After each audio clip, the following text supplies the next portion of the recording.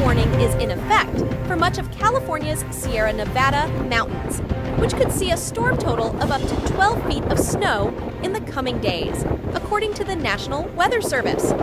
The most powerful Pacific storm of the season is forecast to bring up to 10 feet of snow into the Sierra Nevada by the weekend, shutting down a long stretch of Interstate 80 in California and leaving tens of thousands of homes without power.